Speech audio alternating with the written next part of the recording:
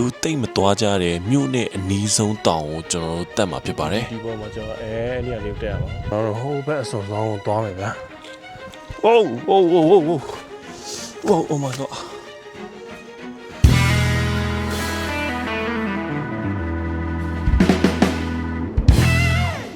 အားလုံးပဲမင်္ဂလာပါကျွန်တော်အခုတက်မဲ့တောင်ကတော့ဂျူးတောင်ပဲဖြစ်ပါတယ်ဗျာကျွန်တော်လည်းအတူတူလိုက်ကြည့်ပေးကြပါဦး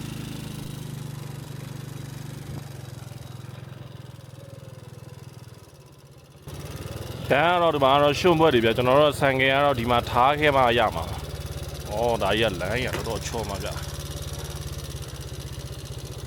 Oh my god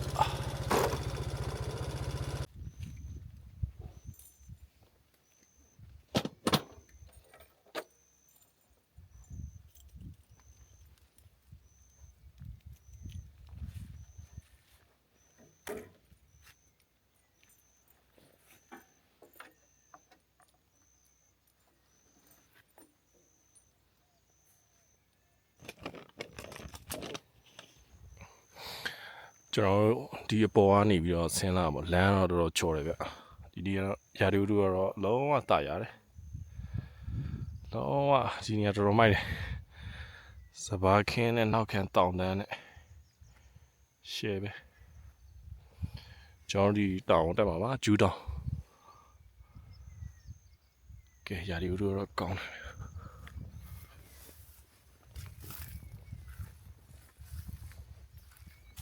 ကျွန်တော်ဒီလိုကစင်းရိုးဖက်အနေနဲ့ရှောက်သွားရတာဗျမလေးကျွန်တော်ပင်လောင်းမြို့ထဲကနေပြီးတော့လမ်းကြည့်မယ်ဆိုရင်ဂျပန်မှာရှိတဲ့ဖူဂျီတောင်နဲ့တွားပြီးတော့ခက်ဆစ်စစ်တူတဲ့တောင်ပေါ့နော်ဂျူးတောင်ဒီဖက်ချမ်းမှာဆိုလည်းတော်တော်လှတယ်ဗျာဒီမှာ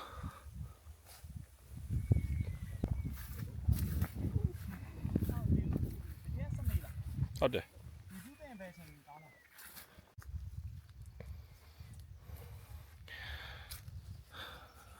ကျွန်တော်ဒါလက်ဖက်ခြံလေးကိုလည်းဖျက်ရတယ်လက်ဖက်လေးအောင်နှုတ်နေပြီ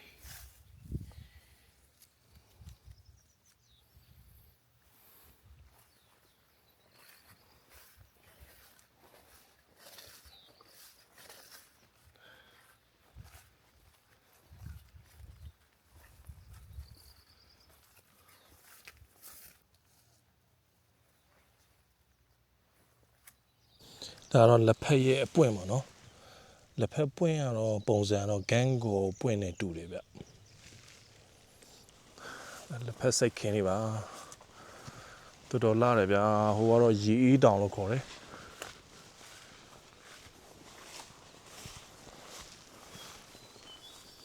လက်ဖက်လေးနှုတ်နေဟိုနားကြရင်တော့ကျွန်တော်ခြုံနေပါပြီတိုးအောင်ဟိုပေါ်တီတက်မှာဒီလို꿰ပြီးတော့တက်သွားအောင်ယာရီဥတို့ကတော့လုံးဝဒီနေ့ကတော့တော်တော်တာရတယ်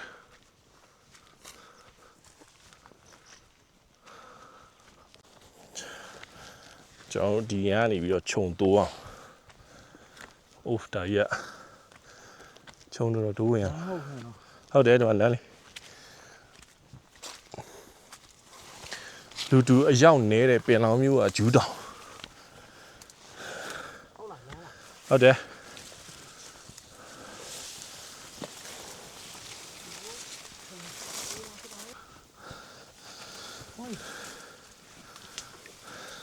လာမြင်မဟုတ်ဘူးဗျာအဲ့ပါရီတော့ဟိုနဲ့ရိုင်းလို့မျိုးအပင်ကြီးကြီးစားလို့ရလားမရဘူးလေဟိုစူးအမလေးတရားလေးဒီမှာဩဒီကောင်ဟာဆိုဒီမှာပိတ်နေပြီလမ်းကြောင်းဟုတ်တယ်နော်အဲ့ဆိုဒီလမ်းမဟုတ်တယ်ကျွန်တော်ပြန်ဆုံးမှာဟုတ်တယ်ဟိုဒီကနေခြုံတူးရမယ့်အကွက်ကြီးဆိုတော့ကုန်းပြီးတော့သွားမှရမယ်နော်ကဲကျွန်တော်ခြုံထဲတော့နည်းတော့တူးရမယ်ဗျကဲ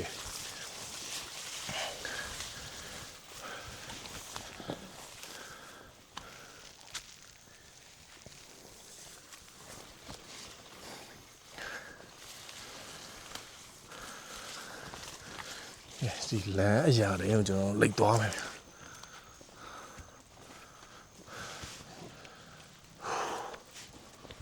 โอ้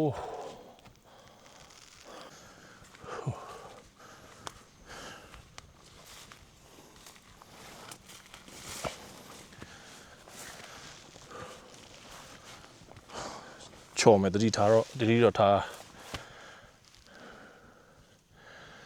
ဟောကျွန်တော်ကြံခဲ့တဲ့နေရာလေးကိုပြန်ကြည့်ကြည့်မယ်အိုးလွတ်လာတယ်ဗျာဒီပန်းလေးတွေလာတယ်ဗျာဒါသူတို့ရဲ့အပွင့်ပေါ့ဒါဘာပန်းလဲတော့မသိဘူးဒါအောက်ကကြောက်ဆောင်ရနော်ကြောက်တွေရှိတယ်ပြီးတော့ဟိုလိုမျိုးလေးကန်နာရမှာပေါက်တဲ့အပင်လိုမျိုး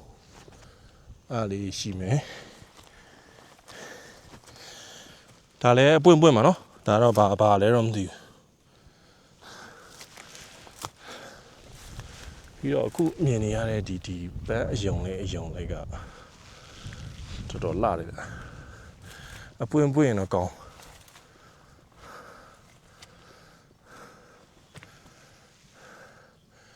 ဒါလေးရလှနော်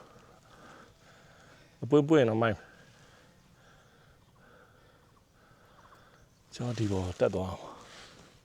မြင်လားမသိဘူးဟိုးမှမြင်တွေ့နေရတော့အဲ့ဒါတော့ကျွန်တော်ပင်လောင်းမျိုးရဲ့ဒီရင်းမီရက်ကွက်ပါနော်အဲ့တော့လမ်းမြင်နေရဟိုကတော့ကျွန်တော်တို့ပင်တလဲစိတ်ထီယိုစီတီပေါ့နော်ကျွန်တော်တို့နေရာနေထားကျွန်တော်တို့ Lord of the Ring ထဲကစကားထဲကပုံစံနဲ့တူတယ်ဗျာဒီကလာတယ်ဗျာဟိုမိုးရွာရင်တော့ဒီကနေမှရေဒီစီးကြအောင်ဗျာချောင်းနေပါလို့ဆို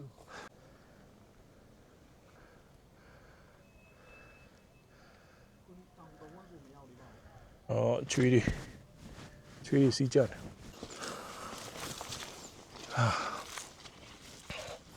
ဒီလိုပန်းမင်းနေတော့အများပဲတွေ့ရဒီနားလေးတော့နည်းနည်းပြည်တယ်ဗျဒါလည်းကျွန်တော်ဂွေးတော့ရွက်လို့တော့ပါတော့ဒါပေမဲ့ဂွေးတော့ရွက်တော့မဟုတ်နော်မဟုတ်ဂွေးတော့ရွက်မဟုတ်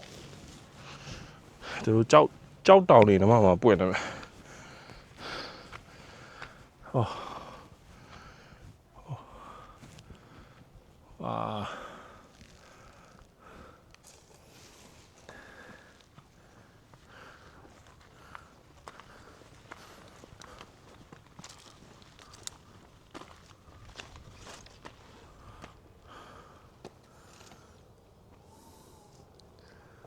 ကျွန်တော်ဒီမှာနှက်စင်တဆူရှိပါတယ်ကျွန်တော်ဒီဘက်လမ်းနေတယ်သွားလို့ရဒီဘောကနေတက်လို့ရတယ်ဗျဒါလေးကကြောက်ဆောင်ပါတဘောကပေါက်တဲ့ပန်းလေးတော်တော်လှတယ်ဗျာဘာပန်းလေးတွေတော့မသိကျွန်တော်ဒီမှာလည်းတစ်ခွားပြီးရှိတယ်ဗျာ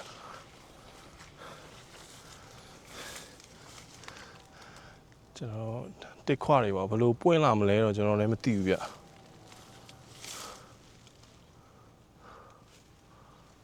အများကြီးဟုတ်ခင်းနေတော်တော်လေးမိုက်တယ်ဗျ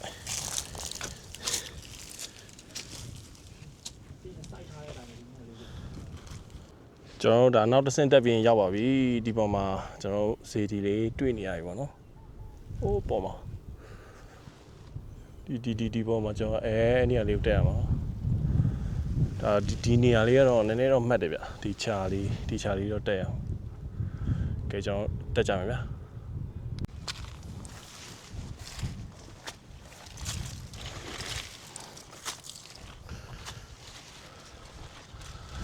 ပုတ်တင်ညိုတကောင်တော့တွေးလိုက်တယ်ဖြစ်ပြီးွာဒီနာ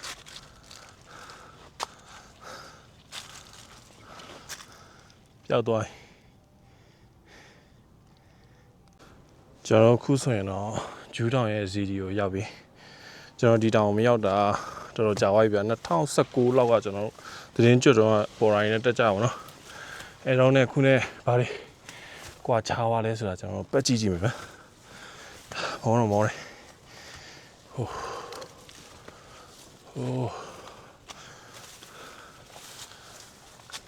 လက်စစ်မီးကတော့ရှိတယ်မောပေမဲ့အရန်လှတဲ့နေရာကိုပြမယ်ယော့ဝါဒါတော့ကျွန်တော်ရဲ့ရှမ်းပြည်နယ်တောင်ပိုင်းပင်လောင်းမြို့လေးပဲဖြစ်ပါတယ်မိုးရွာရင်တော့ဒီဘက်မှာမြူတွေအုံဆိုင်ပြီးတော့ဒီနားထိပါမြူတွေကအုံတာပါကျွန်တော်ခုမြင်နေရတာပင်လောင်းမြို့ဘောလုံးကွင်းကျွန်တော်ခဏရင်ကြာရင်တော့ဒီဘက်ချမ်းနေပြီးတော့ဟိုဘက်အစွန်ထိသွားလို့ရတယ်ဇီဒီကလည်းဒီလိုတောက်လျှောက်တည်တာဟိုဘက်မှာနေတော့ကျွန်တော်တို့ပင်လောင်းမြို့ရဲ့ပြီးတော့ဟိုဘက်အချမ်းရီးတောင်ကိုလည်းကျွန်တော်လမ်းမြင်ရမှာပေါ့နော်ကျွန်တော်ဒီမှာခဏနေပြီးတော့ဟိုဘက်ကိုသွားမယ်ဒီမှာတဲတွေလည်းနားလို့မရတော့ဟောလူတို့အရောက်နေတော့လေအဲ့လိုဖြစ်ကုန်ဖျားမှာတော့ဆိုလာတော့တက်ထားတယ်ဗျကျွန်တော်ဟိုဘက်အစုံဆုံးကိုသွားမယ်ဗျာ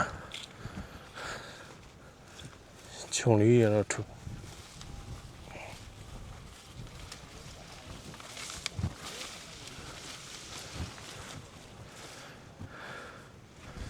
နေကြစိတ်ခင်းနဲ့ခွေးလေးလည်းမွေးမယ်အေးချမ်းလာတယ်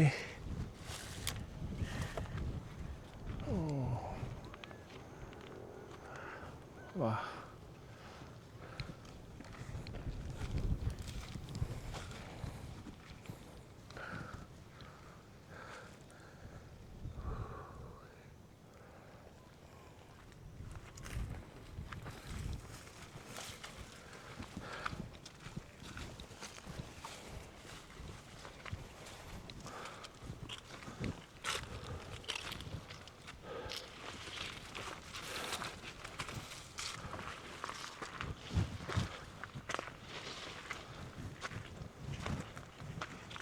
အိုးပန်းလေးလာနေပြီအဲ့ဒါဘာပန်းလို့ခေါ်တော့ဟမ်တေလီယာလားတေးလီယာလားတေးလီယာโอ้โหโอเคဒါတော့တောင်ပေါ်မှာပွင့်နေတဲ့တေလီယာပန်းလေးပဲဖြစ်ပါတယ်အဖြူရောင်လေးဒီမှာပြားရှိတယ်ဗျပြားဝတ်မုံကူးနေ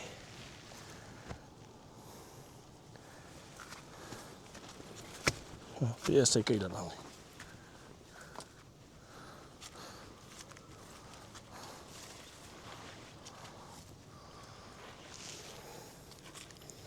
တော်မိုက်ရလား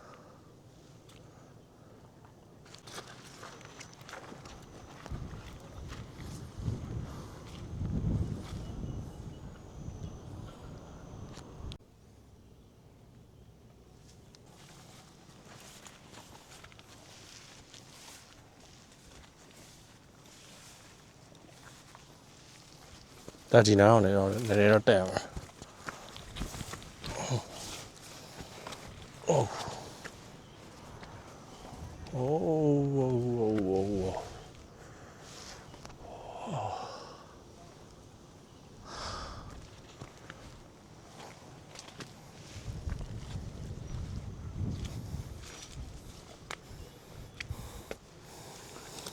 ကဲဒီမှာတော့ဘာပန်းလဲမသိဒီမှာလည်းပန်းတစ်ခုတွေ့ပြီဗျာ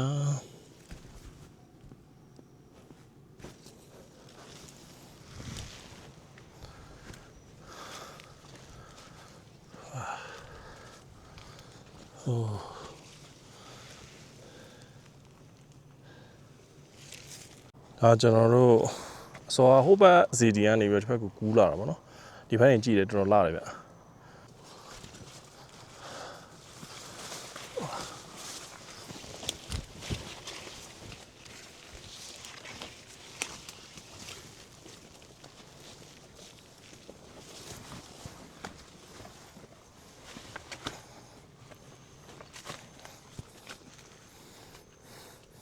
အောက်မှာ PS တွေတော့ရှိတယ်။အော်တော်ကြိုက်တယ်။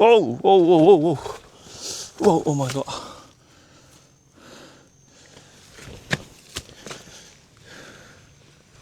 ရှ ရှိတယ်ပြည့်စိတ်တွေရှိတယ်ပြည့်စိတ်တွေအများကြီးဟိုလိုဟာလာမရ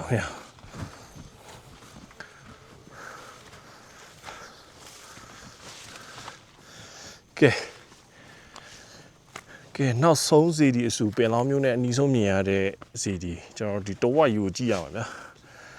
ကျွန်တော်2019တုန်းကရောက်တော့ဒီမှာကျွန်တော် easy နားယူလို့ရတယ်ဗျာတဲလေးရလေအကောင်းလာကျွန်တော်PSA ကိတ်သွားတာထွက်သွားပြီဒါပေမဲ့ဟာဆက်တယ်ဒါခုဆိုရင်ဒီထဲမှာကနေလို့ရသေးလားဆိုတော့ချတွေပါပြီးတော့ရှိတော့ပြီဗျ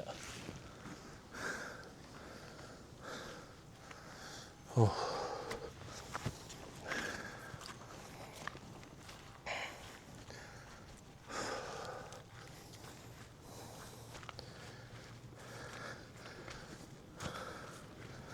ကျွန်တော်ဟိုးမှမြင်နေရတဲ့ရေကန်ဟိုမှာကလေးတွေရေကူးနေတယ်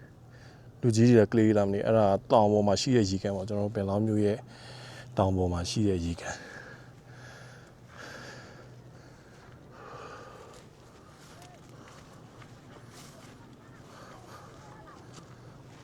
ကျွန်တော်ကြော်ဖို့အိမ်မှာဘာတွေထည့်လာတော့ဆိုတော့အစောတုန်းကအသွားတုန်းကဝယ်လာတာဒီမှာခြုံတူတော့ပေးအောင်ပေးကုန်ပြီဗျာ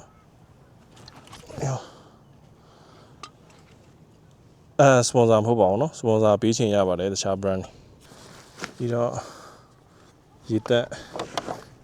လည်းစပွန်ဆာမဟုတ်ကြော်ဖို့အိတ်ထဲမှာကဘာတွေပါတော့ဆိုရင်ကျွန်တော်တို့ကတခုချင်းထုတ်ပြပြမိုးတွင်းဆိုတော့မိုးကတော့မပါမဖြစ်ယူသွားအောင်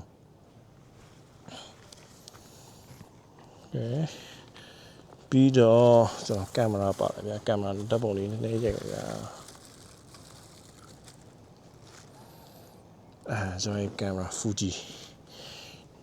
ဒီတစ်ခေါက်မှာတော့ကျွန်တော် manual လမ်းတော့မယူလောက်ဗျကဲအဲ့ဒါပါပဲခုကတော့မောလို့ကိုလာလေးတောက်နေ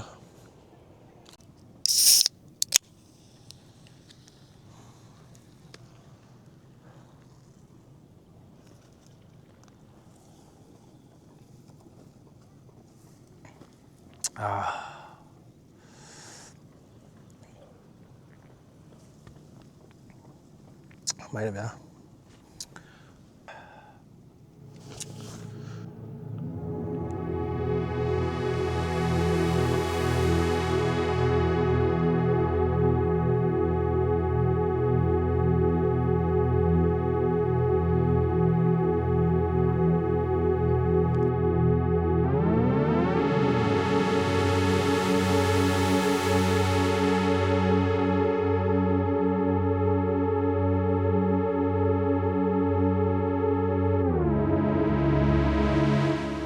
ကျွန်တော်တို့တောင်ပေါ်အောက်ကိုအခုကျွန်တော်တို့တောင်အောက်ကိုပြန်ဆင်းมาတော့မယ်ဗျာနေကတော့ဒီနေ့ကတော့တာတယ်ဗျာမိုးလုံးဝမအုံဘူးဗျာဒါကျွန်တော်တို့ဒီကနေပြီးမှအောက်ကိုပြန်ဆင်းมาတော့မယ်ဗျာကျွန်တော်ဒီလမ်းအတိုင်းပဲပြန်ဆင်းမယ်ကဲကျွန်တော် landscape ဓာတ်ပုံလေးတွေလည်းရိုက်ထားတယ်ဗျာကဲဒီကနေတက်ဆင်းမယ်ဗျာ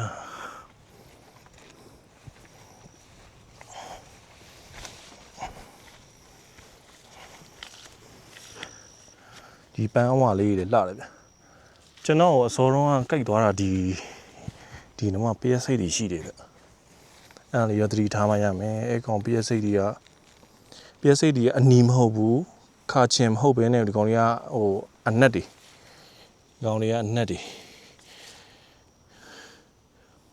ကဲချီနေလေးစောင်းကြည့်နေတယ်မရှိတဲ့နေရာကိုခြေလန်းပြီးတော့ဒို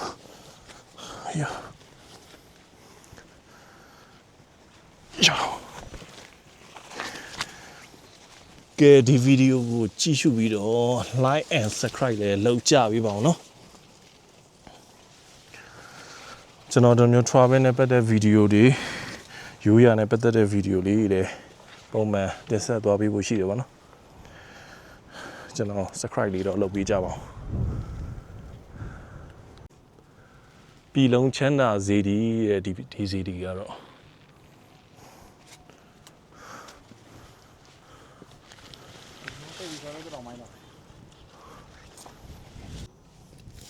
ဒါတော့ကျွန်တော်တို့ပိုးကောင်ရဲ့ဥတွေပေါ့နော်ကျွန်တော်တို့ဒါဘာအင်းဆက်ဖြစ်လာမလဲဆိုတာကျွန်တော်လည်းမသိဘူးဒီမှာတွေ့လာတော့မသိအမှဥတွေမှာအများကြီးပဲဒီအကောင်ရဲ့ဥလာမသိဘူးမြင်တော့မြင်အောင်ဖူးကက်ကဒါတော့နှိကြရိုင်းပြင်ပါနော်ဒီမှာကျွန်တော်နိုဝင်ဘာလောက်ဆိုရင်တော့ဒီမှာပန်းအဝါတွေကဒေါ်လုံးပွင့်မှာဒါတွေကနှိကြရိုင်းနေပဲပန်းဝါတွေဒေါ်လုံးတစ်တောင်လုံးဝါမယ်ဗျာ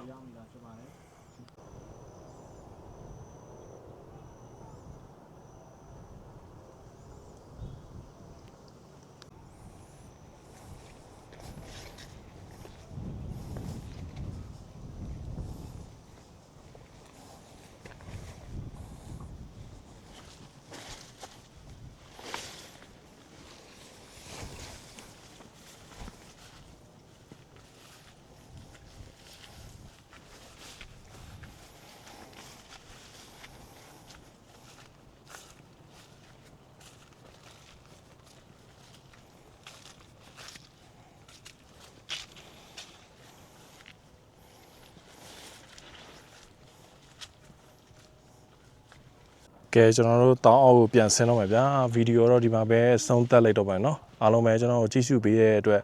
အားလုံးကျေးဇူးအများကြီးတင်ပါတယ်ဗျာအားလုံးပဲဘိုင်ဘိုင်